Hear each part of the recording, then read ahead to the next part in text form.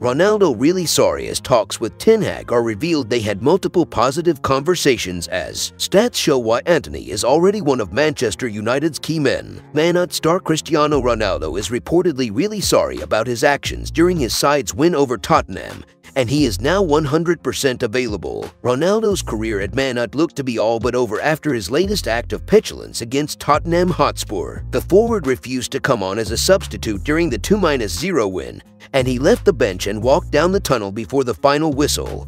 Ten Hag rightly punished the forward. He was subsequently made to train away from the first team, and he was not considered for selection when United faced Chelsea on Saturday evening. Ronaldo is now back in contention as it has been confirmed that he is in United's squad for Thursday's game in the Europa League against FC Sheriff. The 37-year-old will be desperate to get some playing time before the World Cup gets underway towards the end of next month. Fabrizio Romano has now revealed that Ronaldo realized that it was not the best way to act, and he has since shook hands with Ten Hag. We know how complicated things got for Cristiano Ronaldo last week. He left Old Trafford early in the Tottenham game, so Ten Hag decided he had to be dropped, Romano wrote for Caught Offside. He decided together with the board, and Ronaldo was left out of Ten Hag's squad for the Chelsea game. Cristiano understood it was not the best way to act. It's important to mention he's now back in contention for the first team. We will see him get an opportunity again. He's 100% available. But what happened with his talks with Ten Hag? I'm told they have been in constant, direct contact, and it was positive. Ronaldo was really sorry, but also Ten Hag understood the player wanted to be involved more. They spoke about it, they had multiple conversations, and they decided to shake hands, and now Ronaldo is back in the United first team. We will now see if Jorge Mendes will continue to try to find a club for Ronaldo in January, but we know it won't be easy to get such a big deal done in the middle of the season. United would also have to find a new striker, and again it's not easy to find top players in January. Overall, I'm told that all the people in Manchester United think that Ten Hag handled this incident very well, board included.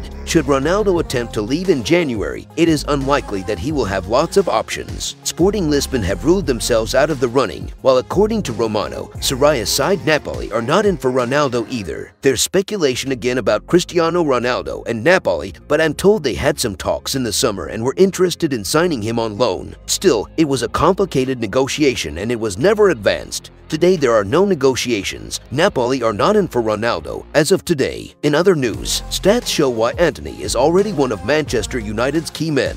There were some doubts about ANTONY when Manchester United signed him. He was viewed as an Ten Hag lieutenant, and there were concerns about how he would adapt to English football. A lot of players have moved from the Eredivisie to the Premier League, and the transition has been mixed. No team know this more than United, as they signed Memphis Depay when he was viewed as one of the best prospects in Europe. He struggled to adapt to English football, and he wasn't the attacking threat that they believed he would be. During his time in England, he scored just 2 Premier League goals. ANTONY has already surpassed this, with 3 goals in his first 6 matches. It has been a quick transition for the Brazilian, as he looks at home at Old Trafford. Over these matches, he has been Manchester United's biggest threat in the final third. It is clear why Ten Hag was so keen to bring him to the club. The head coach knew ANTONY's game well from their time together at Ajax, and he has immediately established himself at his new club. The primary thing that ANTONY has brought to the Manchester United attack is shot volume. The Brazilian is always looking to be positive in the final third, and he has an eye for goal from distance. His goals against Arsenal and Manchester City showed how dangerous he can be from range. They were superb strikes, and opposition defenses will get tighter to him in those positions, which could open up space in behind for Marcus Rashford to exploit. The former Ajax attacker is averaging 3.67 shots per 90 minutes. This ranks him 6th in the Premier League. The next highest Manchester United player in the list is, weirdly, Fred. The midfielder averages 3.03 shots per 90 minutes. Last season, there was an over-reliance on Cristiano Ronaldo to finish the attacking moves. Ten Hag is trying to transition away from that dependence. To do this, it was important to increase the shot volume in the forward line. ANTONY has done that. Unsurprisingly, ANTONY has been very effective in possession. He is good at keeping hold of the ball in tight spaces, and he rarely gives the ball away with his passes.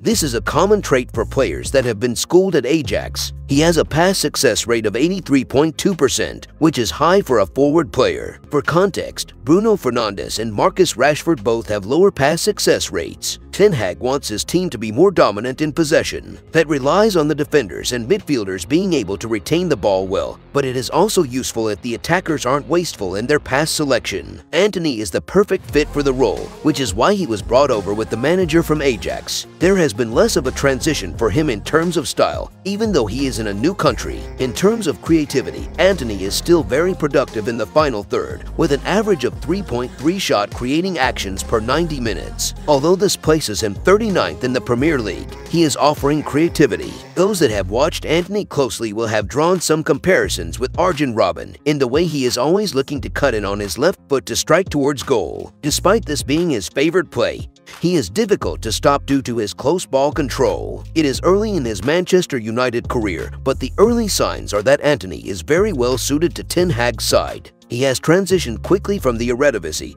and he is now one of the most important players, despite playing just 6 Premier League matches. If you enjoyed the video, make sure to drop a like and make sure to subscribe to Man United Hub to get all the latest updates.